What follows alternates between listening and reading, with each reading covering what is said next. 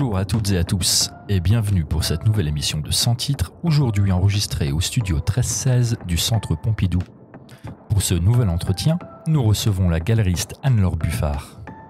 Bonne écoute.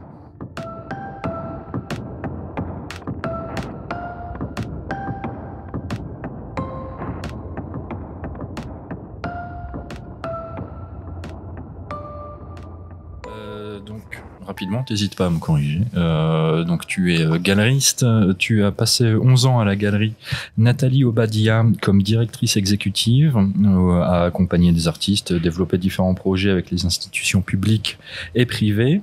En 2022, tu lances ta propre galerie, la galerie Anne-Laure Buffard, qu'on trouve aujourd'hui au 6 rue Chapon à Paris. Et d'ailleurs, l'actualité, c'est qu'en ce moment et jusqu'au 27 avril 2024, on trouve dans tes murs le duo show Folia qui met en dialogue les œuvres du plasticien français Élie Buisson et des peintures de l'artiste bolivienne Kate Arhaus autour de la relation à l'organique, au cycle, à la nature. Parfait. Merci pour cette biographie synthétique mais tout à fait exacte. Juste pour du coup rebondir un peu sur cette présentation, ça veut dire que j'ai eu un peu deux vies de galeriste. Une vie à la galerie Nathalie Obadia où j'ai occupé différentes fonctions, dont celle de directrice exécutive lors des dernières années, mais dans laquelle je suis arrivée pour m'occuper des relations avec les institutions et de la communication initialement. Et ma vie à moi d'entrepreneur galeriste depuis 2 ans. Et c'est vrai que c'est assez intéressant pour moi de voir comment ces deux vies se sont articulées, ces deux expériences qui sont complètement complémentaires, mais qui en même temps se sont nourries l'une l'autre. Et dans le cadre de ma vie à moi d'entrepreneur qui créait ma structure en mars 2022, j'ai aussi commencé avec un modèle qui était un modèle semi-nomade qui a été privilégié par d'autres galeries de ma génération pour commencer de façon un peu plus légère, un peu plus agile, sans s'imposer tout de suite des charges fixes trop élevées.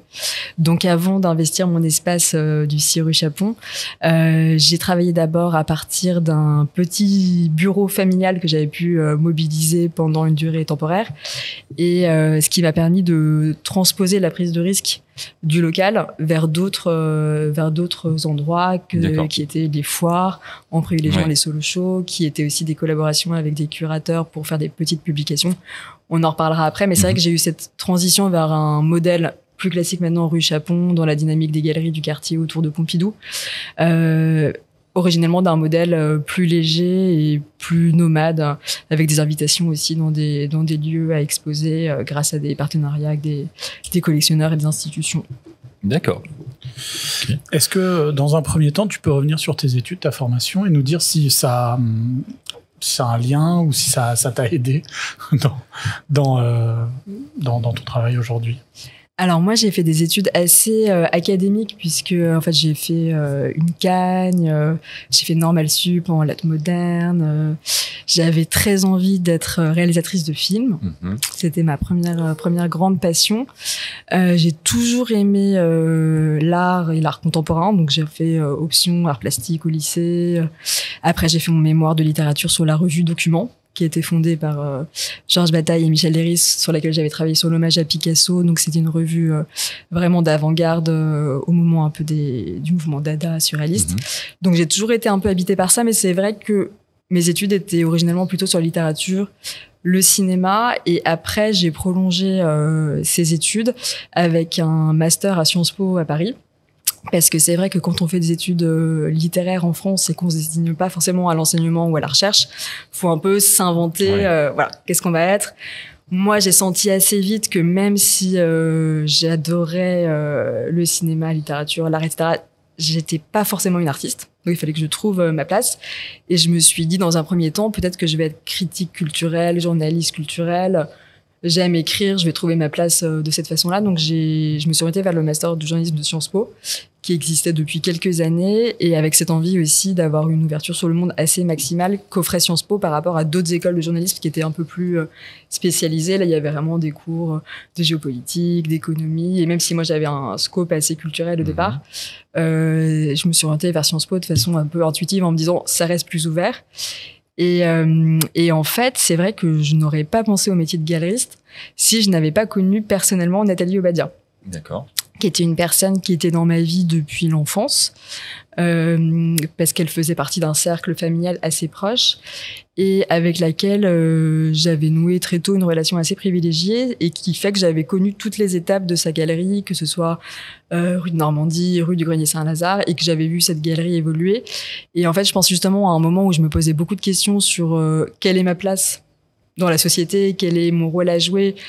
Je crois pas vraiment que je sois quelqu'un qui soit destiné à être dans l'information pure ou le commentaire. Et donc, le journaliste, c'était un peu un choix par défaut que j'avais fait de transition. Et en fait, en voyant Nathalie Obadia travailler, en voyant à quel point elle était au plus près de la création et en même temps, comment son métier lui donnait une fenêtre d'ouverture sur le monde pour lire le monde contemporain par le biais d'art contemporain, ça m'a vraiment passionnée. Et donc assez spontanément, je me suis retrouvée à travailler dans sa galerie et à être prise par cette passion de métier de galeriste, qui est un métier aussi entrepreneurial, mais aussi un métier d'aventure. Et je pense que c'est aussi ce qui me faisait envie. D'accord.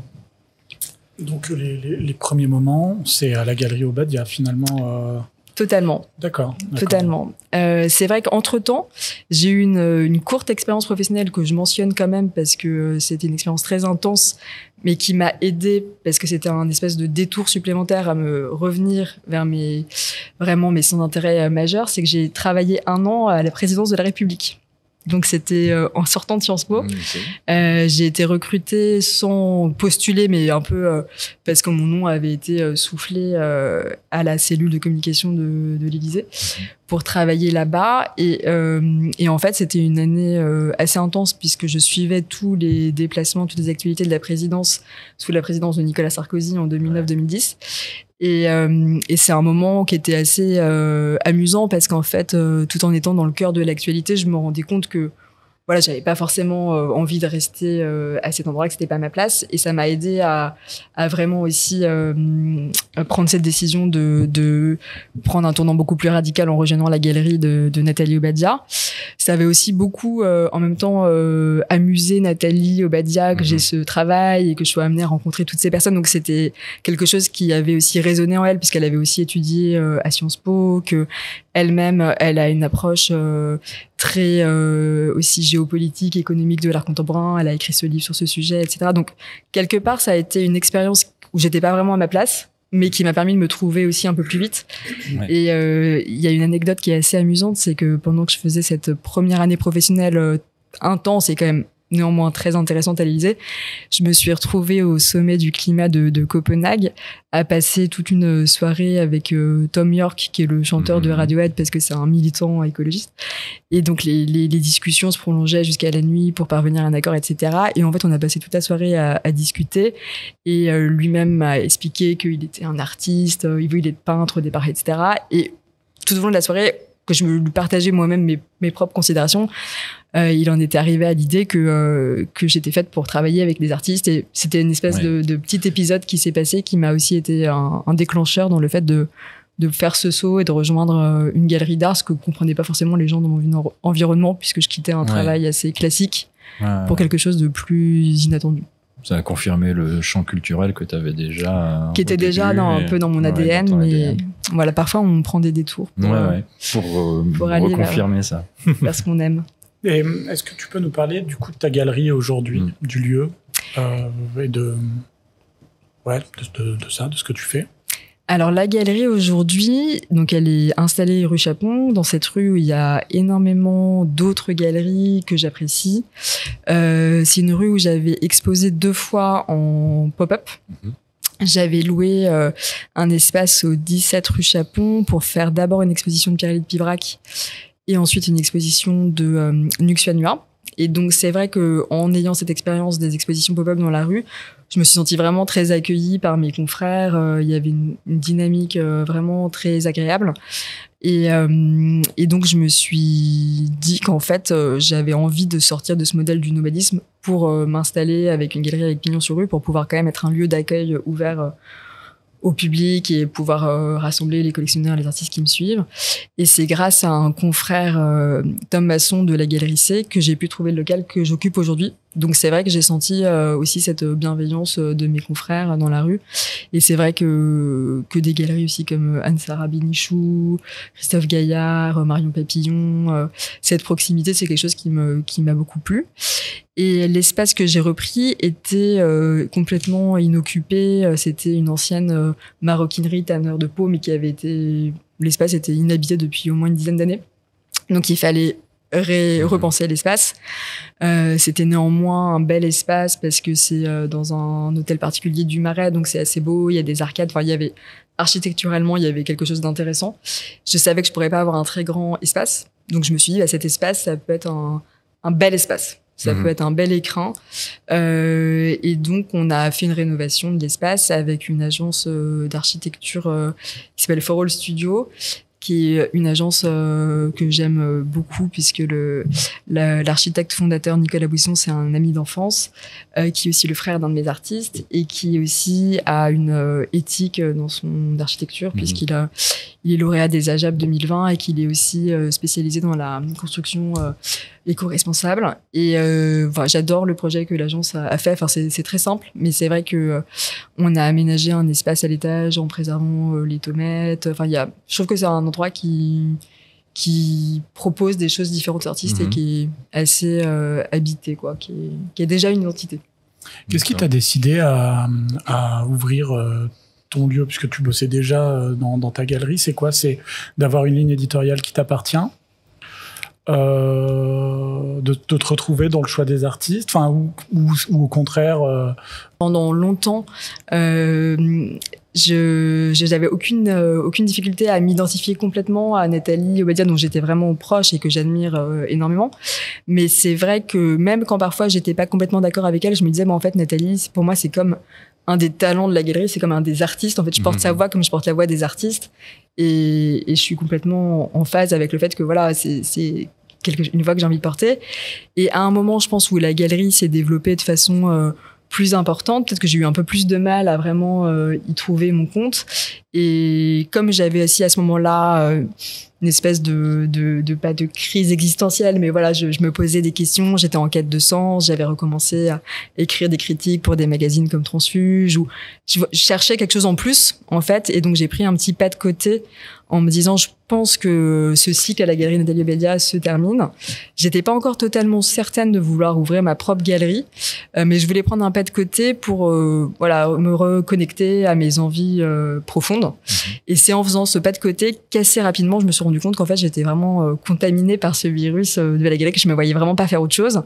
Et c'est en rencontrant deux artistes coréennes installées en France, Park Chae-byol et Park Chae-dal, qui sont deux sœurs, en découvrant leur travail dans une exposition collective, après avoir entendu parler d'elles par une des artistes que je connaissais bien, par Nathalie Obadia, qui est Carole Benzaken, que j'ai eu un coup de foudre vraiment pour ces artistes. Et après avoir fait des studio-visites, avoir échangé avec elles et senti un désir commun de faire des projets ensemble, ça m'a vraiment donné en fait cette impulsion de départ de me dire avec les moyens du bord, je peux commencer quelque chose. J'ai un réseau.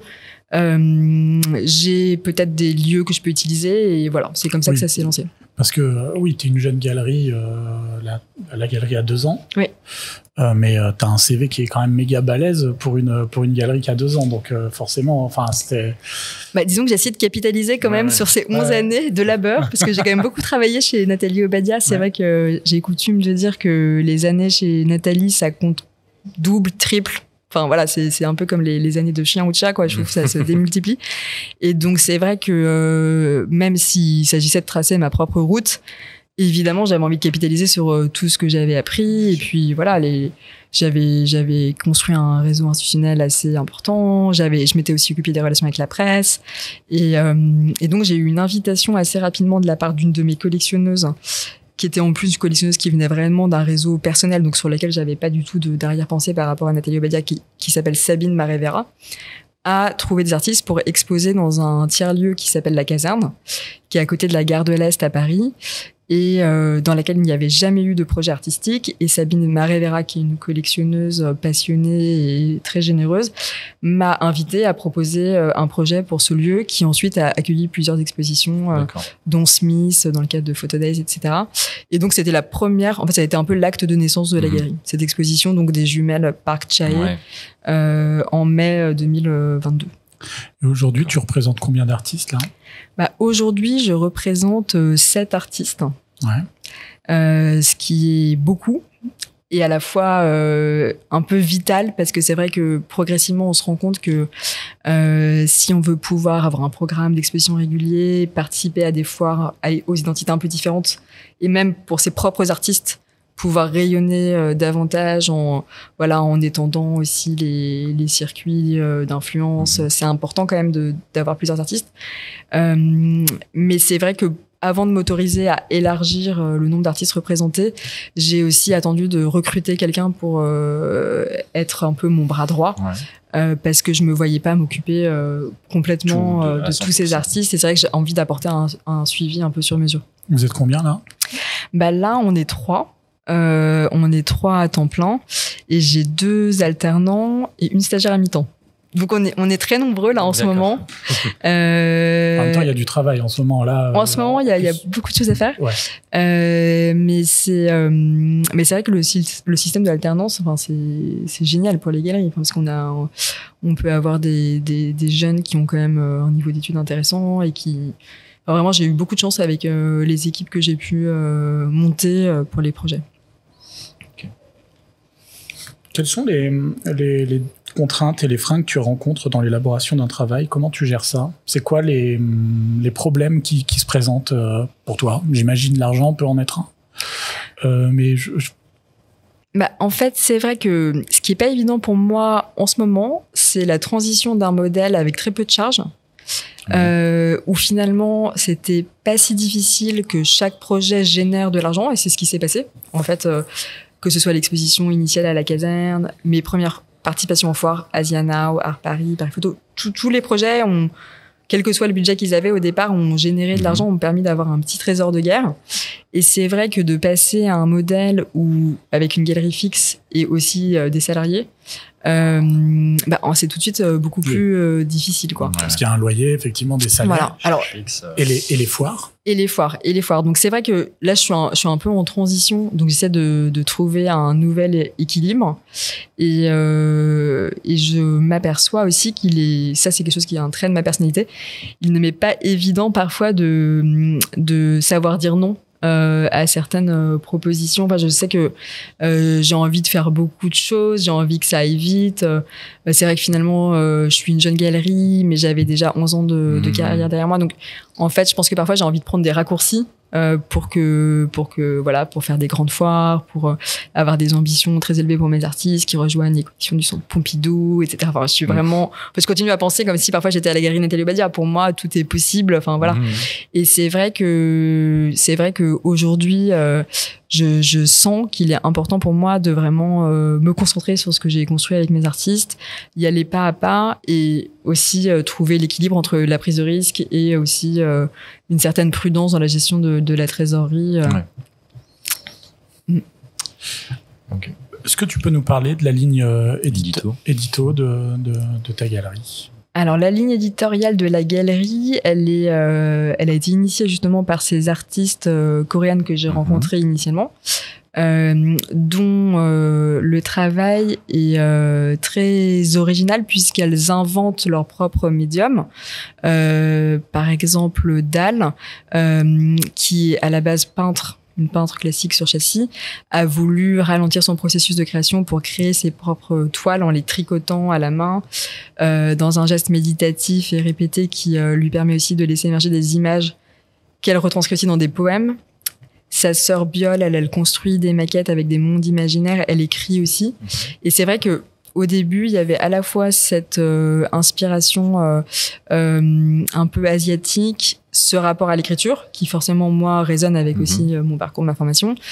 Et ça a un peu donné une première ligne à la galerie, puisque après j'ai pu rencontrer une artiste comme Nuxia Nua, qui est une artiste française d'origine vietnamienne et qui écrit aussi de la poésie, parce que il y avait une espèce de lien, une affinité élective qui s'établit entre Park Chae-byul, Park Chae-dal et Nuxia Nua, et aussi parce que les gens ont fait des liens pour moi, parce que Nuxia Nua m'a été présentée par la directrice du musée photo d'Amsterdam, et donc il y a toute une première partie de ma ligne éditoriale qui est autour de l'Asie, puisque ma première foire ça a été Asia Now, autour aussi de cette sensibilité un peu poétique, aussi avec le travail de Pierre Pibrac sur le Japon. Ensuite, j'ai montré aussi Yoshimi Futamura, qui est une artiste japonaise installée en France. Mais j'ai pas conçu cette ligne éditoriale comme étant quelque chose d'extrêmement restrictif. C'est vrai que moi, mon expérience ici de la galerie Nathalie Obadia, c'était quand même beaucoup d'ouverture sur les différents médiums. Et donc, de fil en aiguille, je pense qu'il y a des artistes qui m'ont amené vers d'autres artistes. Donc, par exemple, Nuxia Nua, ça m'a emmené vers une artiste qui s'appelle Ilani Tilous, dont je viens d'annoncer la représentation par la galerie, qui travaille aussi sur des thématiques de la mémoire, qui est photographe, mais qui n'est pas que photographe, puisqu'elle fait des recherches avec des tirages fossilisés au sel. Donc, disons que je dirais que il y a plusieurs fils qui vont s'entremêler, mais il y a un point commun entre tous les artistes avec lesquels je travaille actuellement, c'est que la plupart d'entre eux sont basés en France ou en région parisienne, tout en venant de différents horizons culturels, et donc je constate simplement que, étant jeune galerie, j'ai envie de travailler avec des artistes et de me sentir proche d'eux. Ouais. Donc, ce sont des artistes que je peux voir régulièrement à l'atelier. Et pour l'instant, c'est ce qui me nourrit le plus. Et en même temps, je pense que j'ai cette envie aussi de quelque chose de différents horizons, de parler des diasporas, de parler d'identité, des choses, de ces sujets-là. Ouais. Okay. Tu t'entends bien avec tous les artistes que tu représentes? Je m'entends bien avec tous les artistes que je représente à ce jour. C'est un critère aussi quand même, ouais. Parce que c'est vrai que c'est un métier passion, on passe énormément de temps avec nos artistes et aussi à défendre leur travail, et je trouve quand même que c'est plus agréable quand on s'entend bien avec ces artistes. Alors, ça veut pas dire qu'il faut éviter les sujets conflictuels et qu'on n'est que dans la camaraderie, etc. Mais je m'entends vraiment très bien avec les artistes que je représente, et pour certains, je les considère même comme des amis, même si je suis aussi vigilante à ne pas, sous prétexte d'amitié, ne pas travailler professionnellement ou aussi professionnellement que possible. Donc c'est vrai que c'est une relation qui est pas toujours évidente de garder à la fois cette distance du vie professionnelle, et en même temps on vit des émotions très fortes ensemble quand on fait des montages, quand on fait des démontages, quand on fait des vernissages. Et ton rôle aussi dans leur vie, c'est-à-dire que quand même grâce à toi, grâce à toi ils bouffent, donc effectivement ça c'est aussi une responsabilité. Oui, ça c'est vrai que c'est quelque chose qui contribue à cette pression quand même qu'on ressent en tant que galeriste. C'est vrai qu'une fois qu'on s'engage avec un artiste, c'est réellement pour porter des fruits, quoi. Il faut quand même donc c'est vrai que les artistes ont besoin de nous pour vivre, donc on doit faire des ventes, il faut pas se contenter d'accrocher une exposition. Le travail commence en fait quand l'exposition finit d'être installée, donc c'est quelque chose qui est quand même aussi un challenge, puisque il n'y a pas vraiment de moment de repos en fait dans la vie d'un galeriste. Avant l'exposition, on prépare l'exposition, mais pendant l'exposition, il faut vendre l'exposition. Après, il faut suivre l'exposition. Et puis, c'est un métier de l'offre, donc il faut toujours inventer des choses, ce qui fait que c'est assez infini. Et voilà. Et donc, c'est vrai que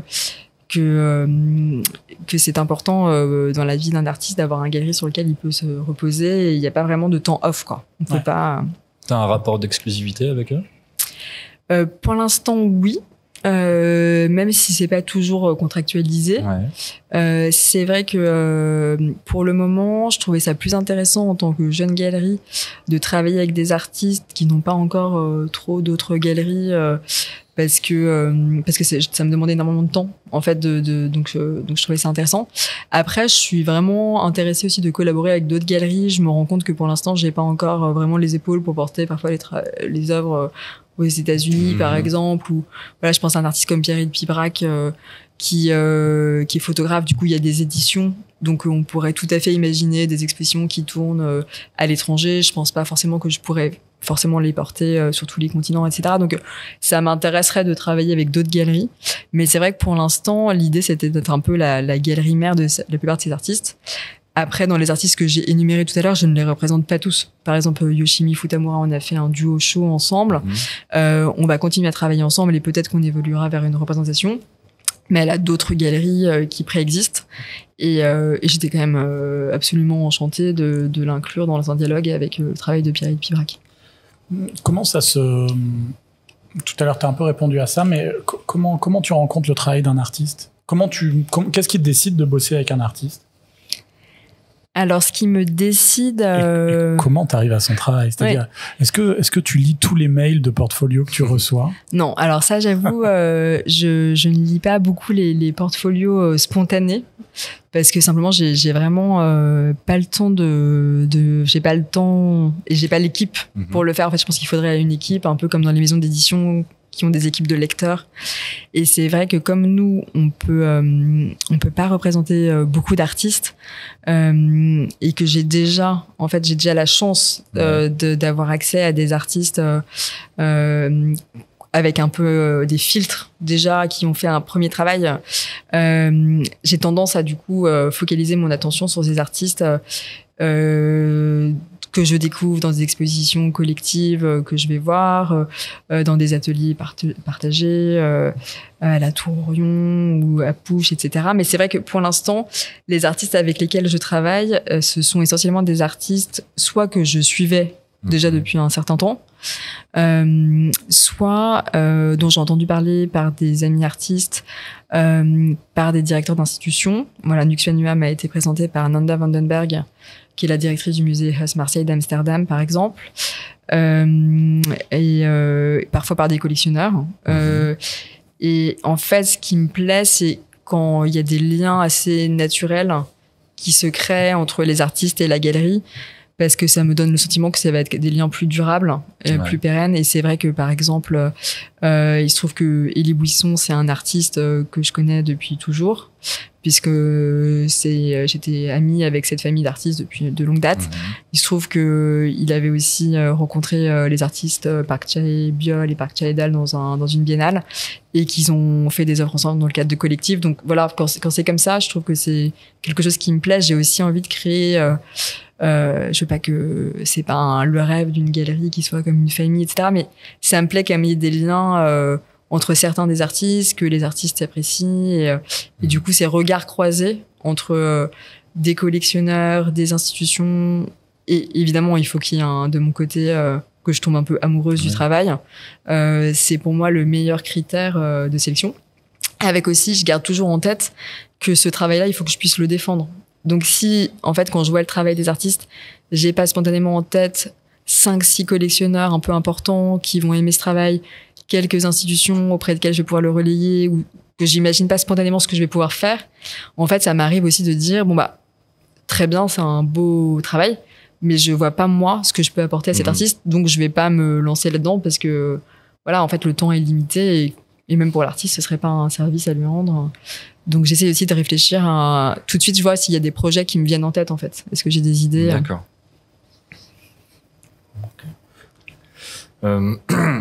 Qu'est-ce que, du coup, comment tu décrirais un peu la place que tu occupes dans la vie des artistes que tu accompagnes? Est-ce qu'ils font souvent appel à toi ou pas pour des conseils sur leur...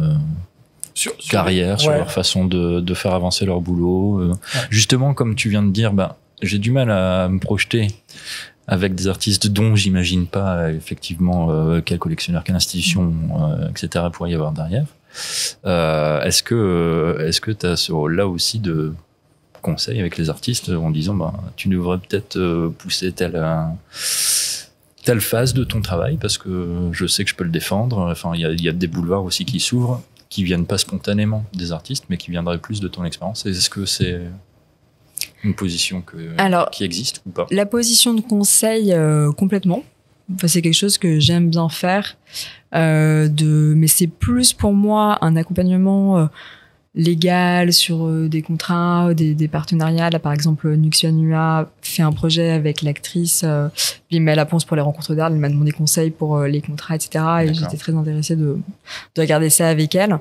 Et j'aime beaucoup échanger presque au quotidien avec certains de mes artistes pour réfléchir à des itinérances, les aider à faire des dossiers, des candidatures, aussi pour des résidences, leur souffler des noms, organiser des studios visites. Enfin, ça vraiment, j'adore.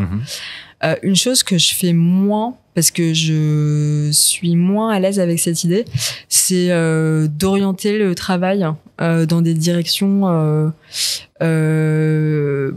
qui me sembleraient plus intéressantes ou plus commerciales. C'est quelque chose avec lequel je suis assez prudente, peut-être à tort, mais en tout cas, c'est vrai que j'ai le sentiment pour moi que l'artiste doit rester quand même au plus près de son intention initiale. Et c'est quelque chose que je trouve précieux et que j'essaie de préserver. Même si parfois, je rappelle aussi aux artistes que s'ils veulent vivre de leur travail, il faut qu'ils fassent des œuvres qui soient collectionnables. Ouais. Et donc, par exemple, mon artiste Élie Bouisson, qui est absolument singulier, qui a un travail avec la nature qui est magnifique. C'est vrai qu'une grande partie de ses œuvres sont pas forcément très faciles à conserver, y compris pour des institutions. Et donc, c'est vrai que même si on fait régulièrement des ventes, parce qu'il a des œuvres qui s'appellent les carrés de feuilles, qui sont préservées, qui sont sous verre musée, etc. Je me rends compte que pour lui, sur le long terme, il faudra réfléchir à un corpus d'œuvres pérennes s'il veut pouvoir vraiment vivre de son travail totalement. Mais je vais plus lui dire, je vais plus lui rappeler cette réalité en disant, est-ce que tu penses aussi à comment tu vas payer ton loyer à la fin du mois, mais je me sens pas la légitimité de dire il faut que tu fasses ce travail-là, ou voilà. Après, parfois les artistes demandent vraiment un avis. Ouais. Voilà, donc ça arrive, ils demandent vraiment un avis sur une sensibilité. Et donc là, je vais être le plus honnête possible. Mais souvent, en fait, les artistes, je trouve, nous surprennent, en fait. Enfin, c'est ça qu'on attend d'eux. Donc parfois, quand ils sont dans une forme intermédiaire, on sait pas très bien où ils vont. On pourrait les décourager en disant, ne va pas du tout par là, c'est pas toi, c'est pas ton langage, c'est pas ton univers. Et en fait, c'est un corpus transitoire qui va les amener vers autre chose. Et du coup, moi, j'ai plus envie d'être dans la confiance et dans le fait d'être présente pour échanger avec eux. Bon.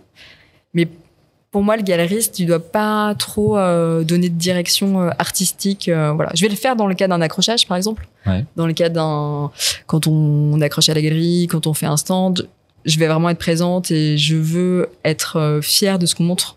Donc, tu évidemment. Tu participes à la scéno et tout. Voilà, j'ai pas envie de montrer quelque chose avec lequel dont je serais pas fière, en fait. Mais sinon, je pense que c'est important pour moi que les artistes soient libres vraiment de créer dans leur atelier comme ils l'entendent. J'imagine que aussi quand on fait une foire, j'en sais rien, tout à l'heure on parlait de à Bruxelles, qui est pas la moins chère pour participer. J'imagine que du coup, quand on présente les artistes, on se dit je vais essayer de présenter, dans le travail, même dans le travail d'un artiste, tu vas plutôt choisir les pièces qui peuvent être collectionnées. Et ça aussi, ça te donne une indication aux artistes aussi sur ce qui peut être fait, parce que tu peux pas présenter des pièces qui sont pas vendables, surtout en foire, quoi. Ça, c'est sûr. Donc ça, c'est vrai que c'est un des moments où la discussion peut intervenir. Ça va plus être dans les œuvres qu'on va choisir pour les foires. C'est vrai que là, c'est un des moments où je dis je suis désolée, mais bon, on peut pas non plus n'avoir que des œuvres qui font statement, mais voilà, qui sont pas vendables. Donc ça, c'est vrai que là, c'est un moment où ça va intervenir. Du coup, je pense qu'inconsciemment aussi dans la démarche de l'artiste, je pense que l'artiste réfléchit aussi, parce qu'il a envie d'être présenté, enfin, il a envie d'être collectionné. Il a envie que son œuvre circule, donc ça va intervenir. Là, c'est vrai que par exemple pour Art Bruxelles, on va montrer des céramiques du duo Bachelot-Caron qu'on ne représente pas pour le moment, mais on fait ce premier projet ensemble.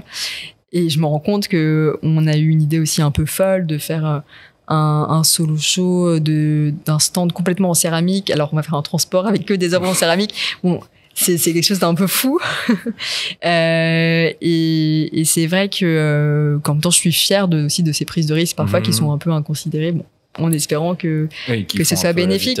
Aussi, voilà, mais c'est vrai que j'en suis encore à un stade où comme j'ai pas encore des charges écrasantes, je peux encore prendre ces risques-là. C'est peut-être plus facile à dire à mon stade de développement qu'une très grosse galerie qui a vraiment des charges fixes incompressibles et qui pourrait dire moi j'ai quand même besoin que mon artiste Oui, parce qu'il y a une aide du CNAP aux galeries qui partent à l'étranger. Oui, il y a une aide du CNAP aux galeries qui est importante quand même, qui est significative. Ouais. Et puis j'imagine aussi quand tu fais un solo avec des pièces en céramique, c'est aussi pour ça, c'est-à-dire ça fait statement comme tu disais tout à l'heure, non? C'est sûr que quand on participe aux foires, il y a évidemment cet aspect aussi de visibilité, de notoriété, de communication qui est essentiel. C'est vrai, quand on est une jeune galerie sur un marché où il y a déjà des mastodontes, c'est pas forcément évident d'exister. Et là, par exemple, si je prends l'exemple de notre solo à Art Bruxelles, ce qui est assez génial, c'est que quand on fait des choses un peu folles, il y a souvent des gens qui vont vous suivre parce qu'ils sont embarqués dans l'énergie. Et là, par exemple, on a demandé un texte à Xavier Canon, qui est le directeur du musée de Charleroi et qui est aussi le commissaire de l'exposition sur le centenaire du surréalisme en Belgique au musée Beaux-Arts de Bruxelles. Et il nous a dit oui sans hésiter, et il nous a fait un super texte qu'on aura sur le stand, parce qu'on fait toujours des petites publications pour accompagner les stands, etc.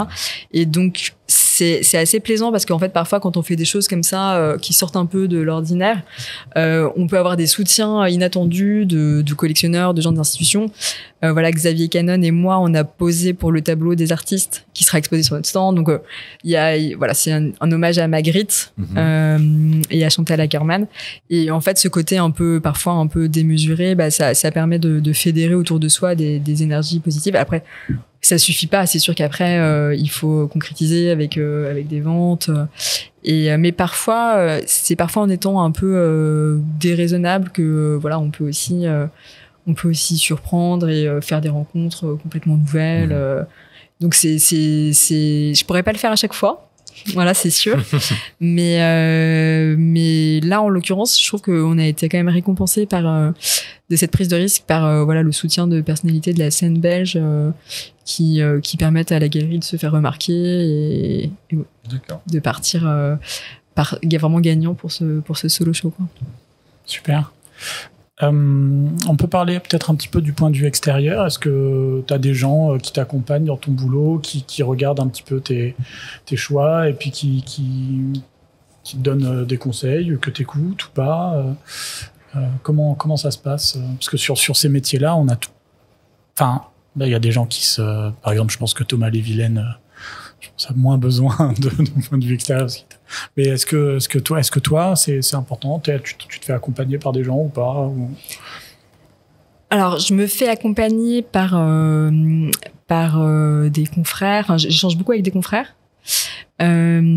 J'échange beaucoup avec mon mari. Parce que c'est vrai que quand on se lance dans ce genre d'aventure, c'est important quand même de sentir qu'on a le soutien complet de la personne avec qui on partage sa vie.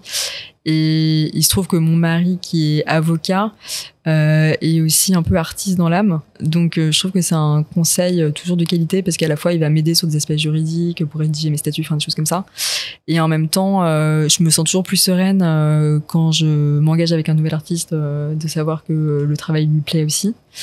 Et j'ai la chance d'avoir aussi recruté un bras droit dans lequel j'ai vraiment confiance dans son regard. Donc c'était assez important pour moi au bout d'un an et demi d'existence où au départ j'avais vraiment plaisir à être totalement seule dans tous mes choix, à partager certains choix, certaines discussions. Par exemple, l'artiste qu'on va montrer à Paris, Pauline Rose Dumas, c'est une artiste qui m'a été présentée par ce bras droit qui s'appelle Antonin Rocard. Donc, je partage pas mal de choses avec lui. Mon cabinet comptable est disponible. Et après, c'est vrai que j'ai aussi eu la chance d'avoir des collectionneurs qui étaient aussi des gens qui avaient brillamment réussi dans leurs industries respectives, qui m'ont aussi un peu coaché, qui m'ont apporté, qui m'ont déjà avait une vision pour ma galerie, donc ça m'a aussi porté parce qu'ils croyaient en moi et ils voyaient comment la galerie pouvait se développer. Et c'est aussi des collectionneurs qui ont été précieux parfois pour me donner des conseils. Voilà, j'ai même un collectionneur qui a un poste important dans une banque, qui me donne des conseils aussi pour des éventuels prêts. Enfin voilà. Donc je me sens quand même accompagnée, entourée. C'est vrai que c'est aussi le membre d'un réseau. Voilà, c'est le bénéfice d'avoir passé toutes ces années à travailler dans ce secteur. Donc je me sens quand même accompagnée. D'accord. Moi, j'ai une question un peu sur ta position et ta réaction face à l'ère du temps, face aux différentes tendances ou pas que tu vois se dégager. Comment tu te positionnes là-dedans? Voilà. Bah alors en fait, il y a des tendances qu'on a envie d'embrasser pleinement. Par exemple, c'est vrai que cette nouvelle place faite aux artistes femmes, c'est vraiment quelque chose qui me plaît et dans lequel je me retrouve complètement. Qui fait sens de toute manière. Voilà, qui fait sens. Tes affects. Et du coup, c'est vrai que je me suis rendu compte que j'avais quand même dans mon programmation beaucoup d'artistes femmes et que c'était peut-être aussi voilà, mais en fait, j'en suis ravie en fait de cette tendance. Là, par exemple, l'exposition qu'on fait sur les rapports entre esthétique et écologie avec ces artistes qui vraiment mettre la nature au centre de leur processus créatif, c'est aussi quelque chose qui me plaisait parce que même intellectuellement, c'est quelque chose que je trouve intéressant. On a Guillaume Lauger, qui est un auteur qui a écrit Renaissance sauvage, qui parle vraiment de cette nouvelle génération d'artistes, qui est un essai qui m'a beaucoup intéressé. Donc voilà, c'est ce genre de tendance qui je trouve intéressante à suivre. Et je suis aussi assez attentive aux nouveaux modes de communication sur les réseaux sociaux. Enfin, j'aime bien quand même m'entourer justement de stagiaires ou d'alternants qui sont beaucoup plus jeunes, beaucoup plus dans le coup. Et je trouve que c'est intéressant. Je trouve que tous ces nouveaux réseaux de communication sont quand même assez utiles et créatifs quand on les utilise bien, etc. Après, j'essaye de ne pas, mais c'est vrai que c'est pas toujours évident, mais j'essaie de ne pas faire des choix dictés par des choses qui seraient complètement extérieures à mon goût, à ce que je sais faire pour suivre une tendance. Et je sais justement que le grand privilège d'avoir sa propre galerie, c'est de défendre des choses dans lesquelles on croit.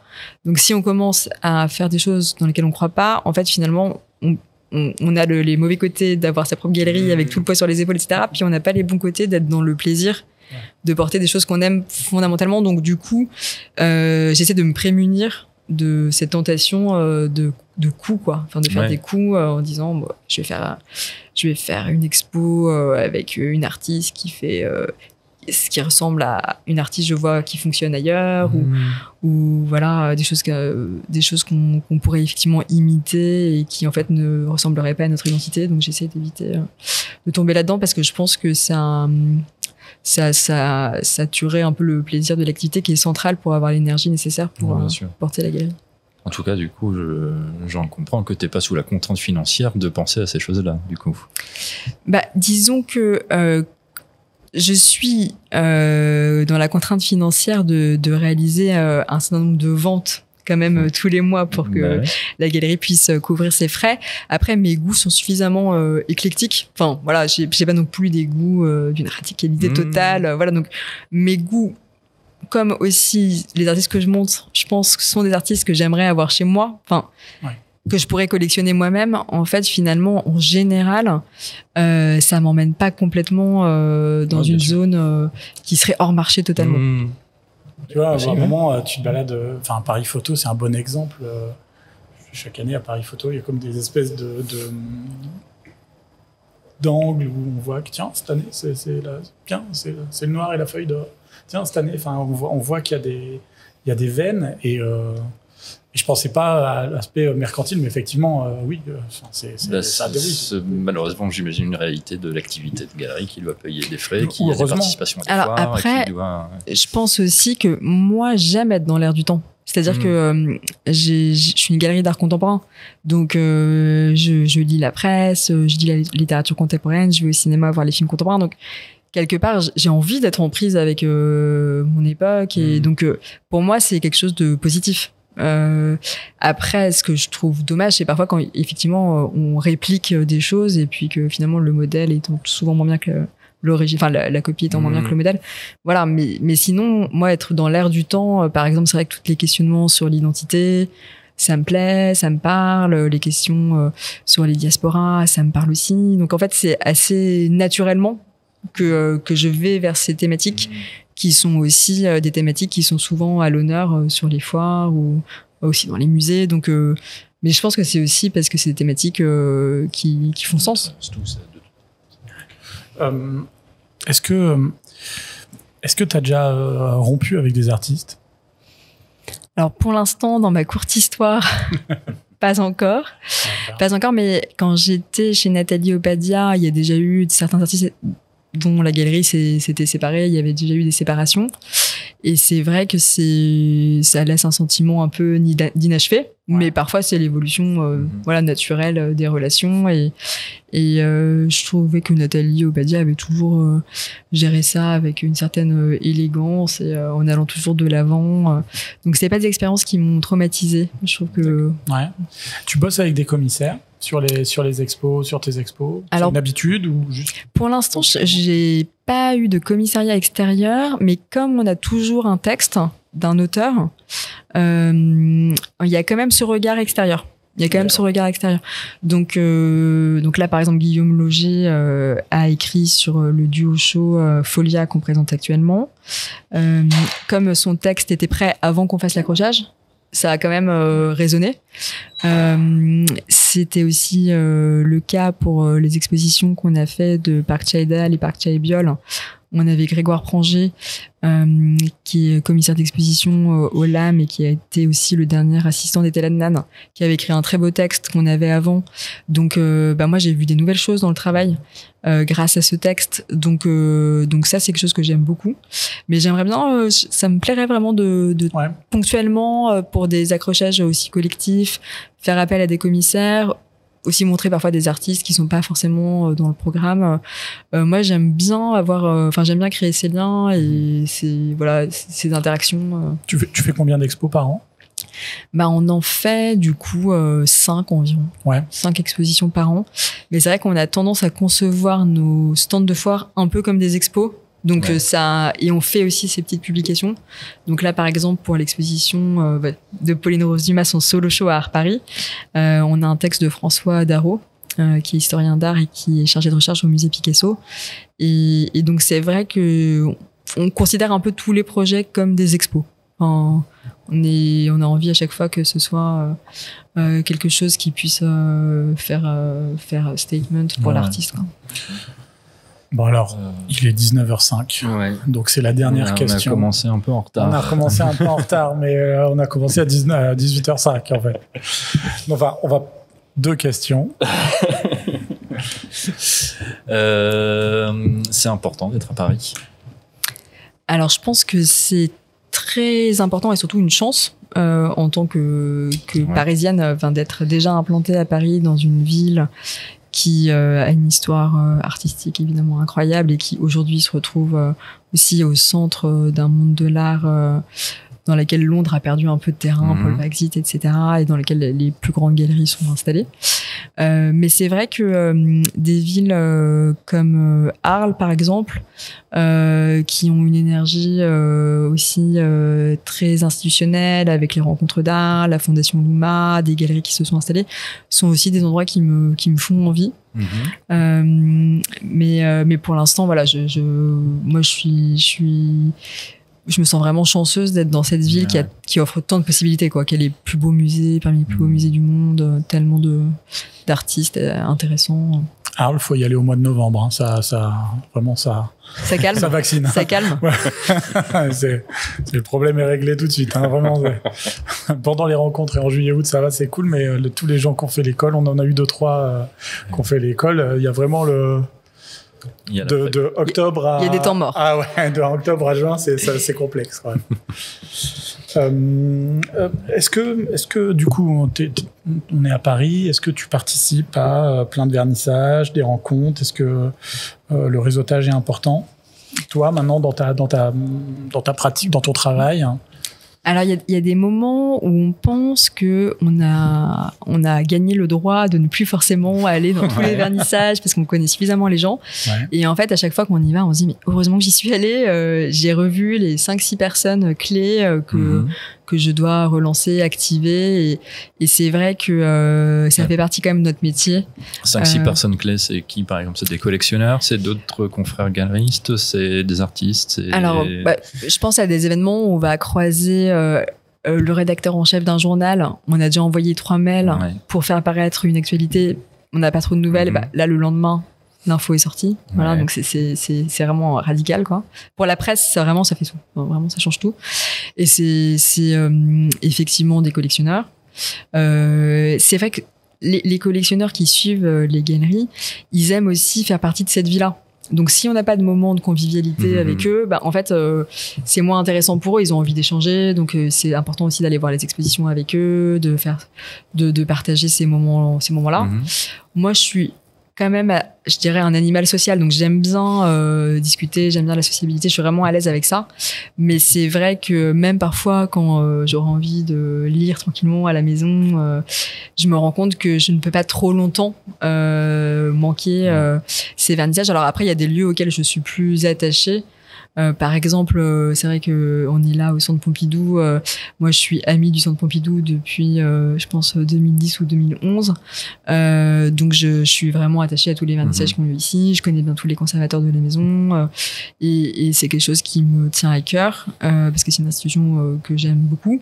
Je vais être un peu moins présente à des événements à d'autres endroits. Donc, voilà, il y a des endroits où j'ai plus d'affinité. En tout cas, c'est important, quoi, comme tu dis. Je pense que c'est vraiment important. Et même parfois j'essaie aussi de proposer à mes artistes de venir avec moi, aux gens de mon équipe de venir avec moi. Je pense que c'est assez essentiel. Enfin, ils se jouent beaucoup de choses et puis même on comprend beaucoup de choses, même dans l'observation. C'est pas juste le fait de networker, c'est aussi que on comprend. Il y a des déclics qui se font à ces moments-là, en fait, quand on voit les choses.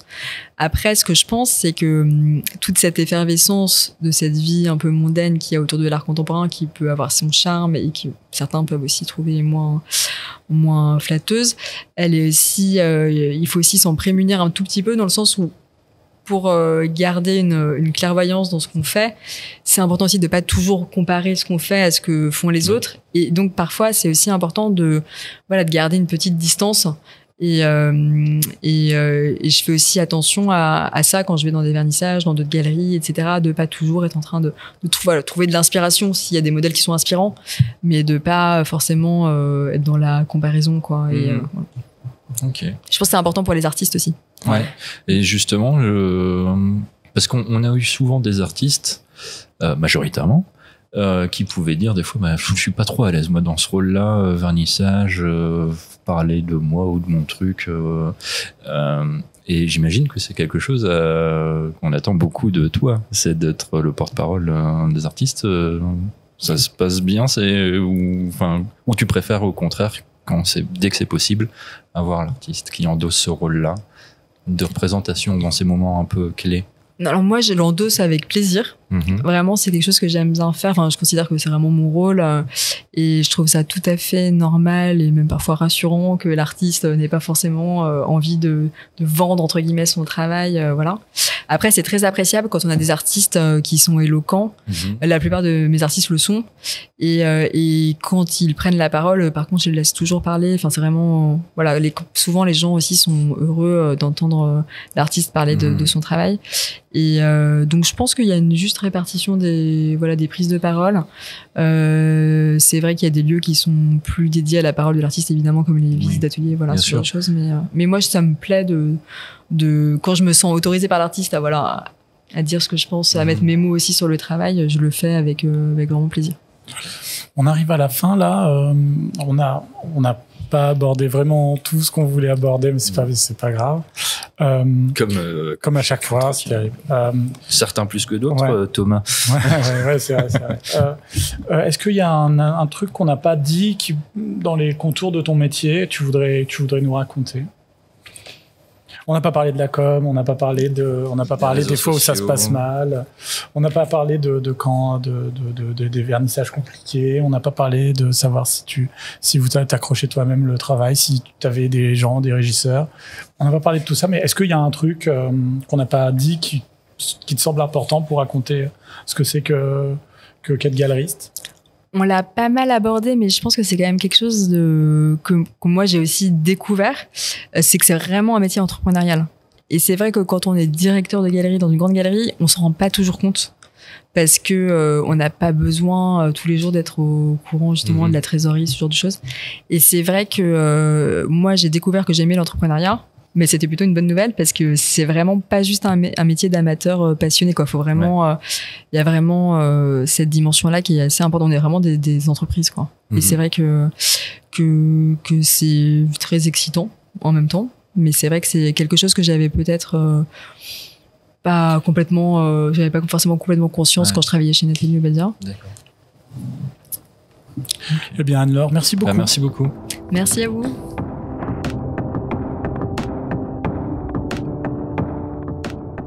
Merci beaucoup pour votre écoute. Vous pourrez retrouver toutes les informations et actualités de la galerie sur son site annelaurebuffard.com ainsi que sur son Instagram @annelaurebuffard. Merci beaucoup au Centre Pompidou, à Cyril, à la régie et à son équipe pour son accueil et son soutien. Vous pourrez retrouver toutes les informations de Sans Titre sur Instagram @sanstitre.cast. Merci à Olivier Schloberg pour le générique. Bisous.